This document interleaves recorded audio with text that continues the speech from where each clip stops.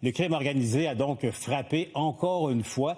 Regardez ces images. Ça se passe à 10h25 ce matin. C'est une caméra de surveillance dans un café Starbucks de Laval. Voyez, observez bien, là, deux individus qui font éruption se dirigent vers le fond de la salle et ouvrent le feu, faisant un mort et deux blessés sous les yeux ahuris des autres clients, un peu pétrifiés et horrifiés sur place. On va aller retrouver Félix Séguin, camarade de JE du bureau d'enquête. Félix, donc, les deux suspects sont repartis, ils sont toujours au large au moment où on se parle. Hein?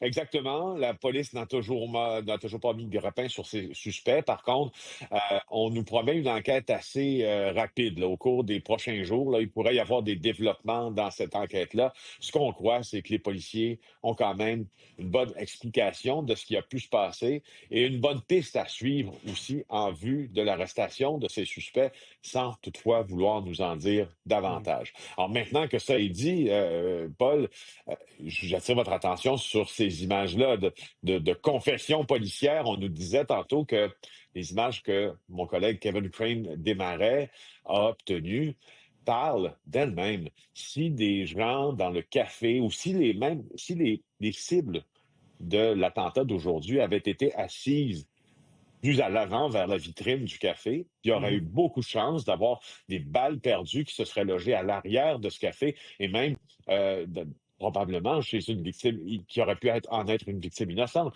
Alors ça a été clairement évoqué et remarqué à quel point ces assassinats qui portent la signature du crime organisé qui se commettent rapidement. Il ne suffit de quelques secondes pour que les assassins entrent et sortent du commerce. Oui, c'était la signature donc d'un attentat là, signé par le crime organisé. Bon, Félix, on le sait depuis les premières minutes, notre collègue Delan nous apprenait donc la victime, l'homme qui a été tué, là, abattu sur place.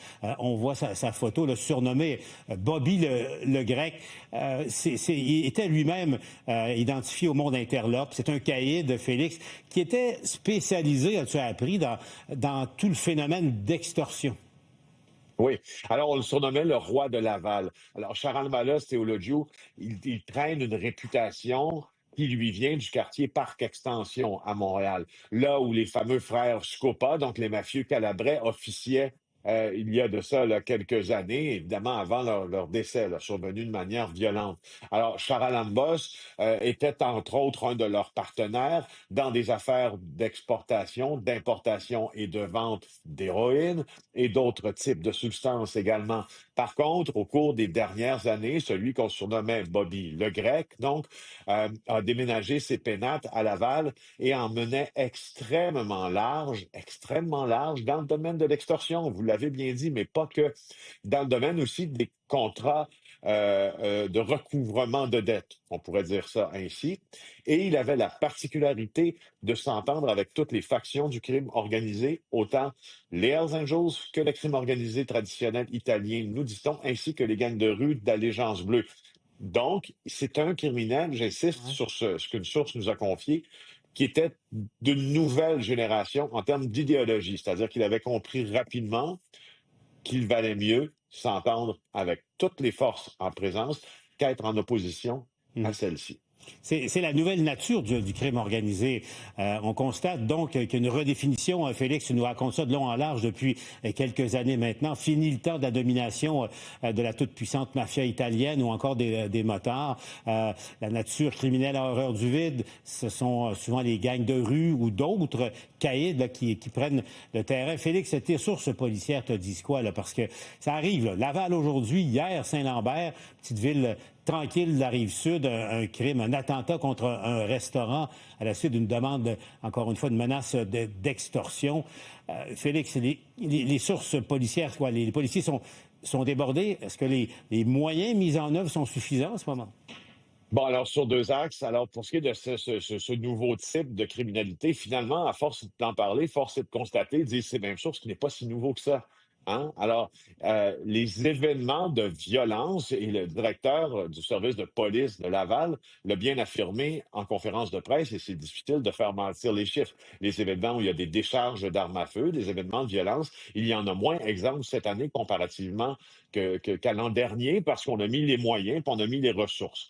Par contre, d'aucuns aussi affirment que les événements de violence, si en nombre absolu ils diminuent, le caractère violent de l'événement lui-même, Ouais. donc voir une tentative d'assassinat au milieu d'un café bondé comme sur le Starbucks de cet après-midi, ou encore au Sheraton à Laval il y a plusieurs années quand Salvatore Scopa a été tué devant public, entre guillemets, lors de la fête de première communion de son enfant.